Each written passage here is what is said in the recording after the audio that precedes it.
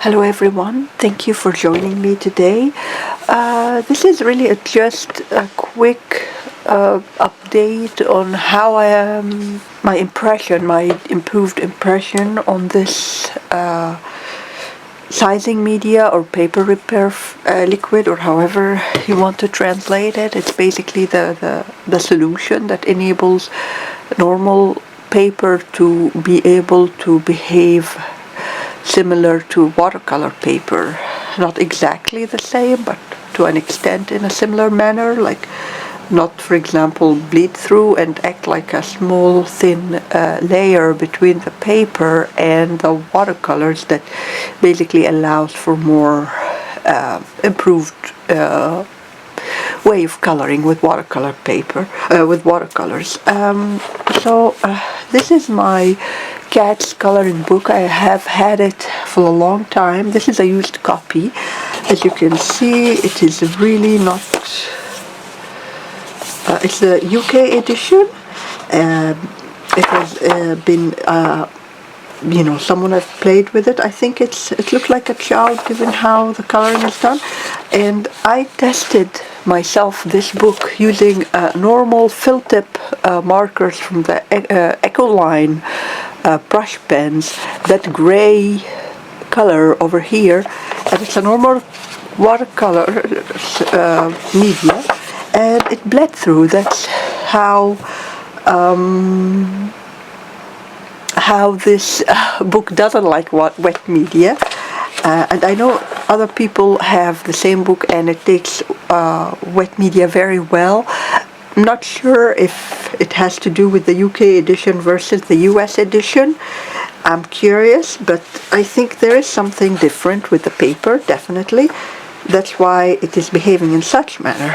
So in the beginning I decided that okay, if it doesn't accept wet media, I'll just color with pencils, with oil pastels, with normal dry medias.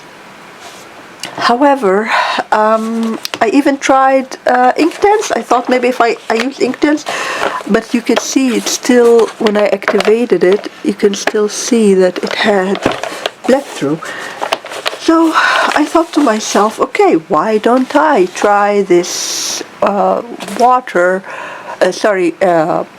watercolor sizing media that can transform the paper into semi-watercolor paper. And I did. And that bird here, the gray one, as you can see, I literally just dipped my brush in the solution and basically covered the bird and waited for it to completely air dry, as the instruction on the bottle says.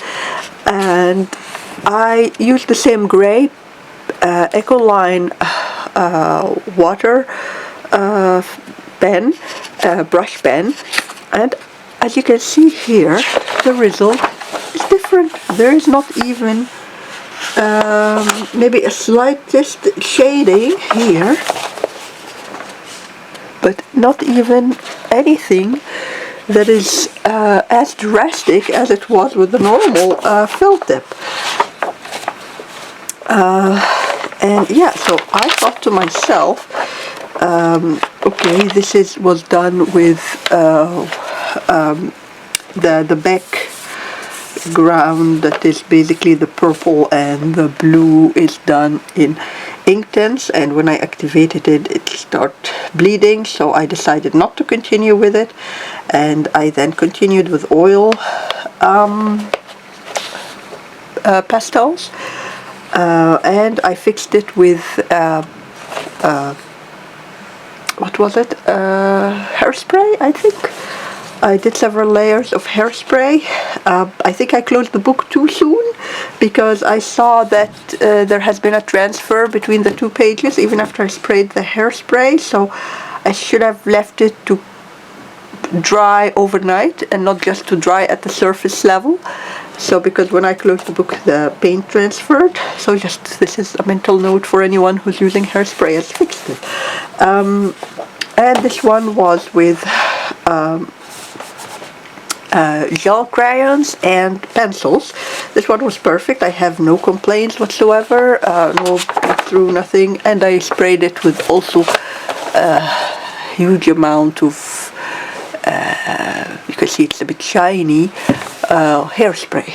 And then I felt like, okay, I want to color. This was oil pastels, so there is nothing here that I can share, but I'm going to the wet media. I wanted to color this double spread page using watercolors.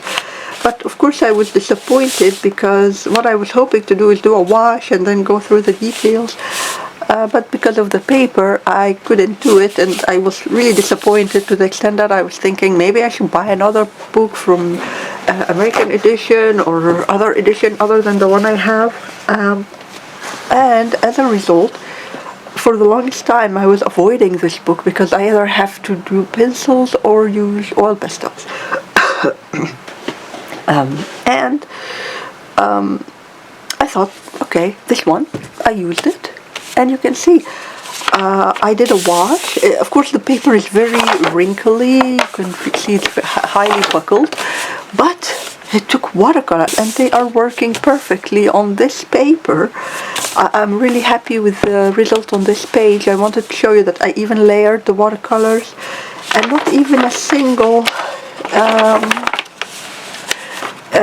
impact whatsoever on the back side.